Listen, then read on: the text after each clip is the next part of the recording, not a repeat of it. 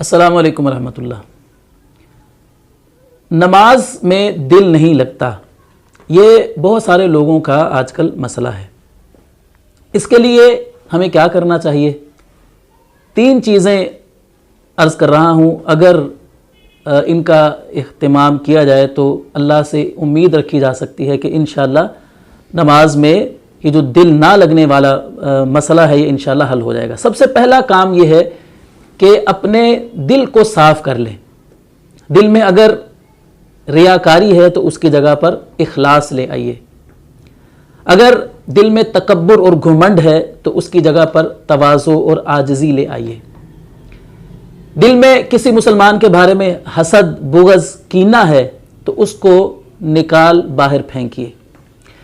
دوسرے نمبر پر گناہوں سے بچنا شروع کر دیجیے۔ یہ گناہوں کی نحوست ہوتی ہے کہ جن کی وجہ سے ہمارا عبادت میں دل نہیں لگتا ہے۔ خاص طور پر بد نظری ایک ایسا گناہ ہے، بری چیزیں دیکھنا، گندی چیزیں دیکھنا، کہ جس کی وجہ سے عبادت کی جو مٹھاس اور حلاوت اور لذت ہے بندہ اس سے محروم ہو جاتا ہے۔ تو اپنی آنکھوں کی بھی حفاظت کریں، اپنے کانوں کی بھی حفاظت کریں، اپنی زبان کی بھی حفاظت کریں، ہر گناہ سے بچنے کی کوشش کریں اگر آپ عبادت میں دل لگانا چاہتے ہیں۔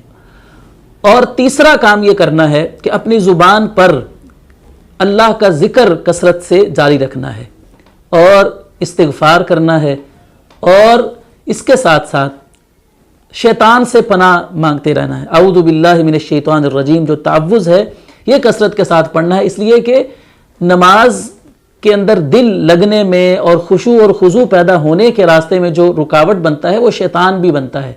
تو کثرت کے ساتھ تعوذ پڑھیں، اللہ تعالیٰ کی پناہ حاصل کریں شیطان مردود سے، تاکہ وہ ہماری نماز میں دخل اندازی نہ دے سکے۔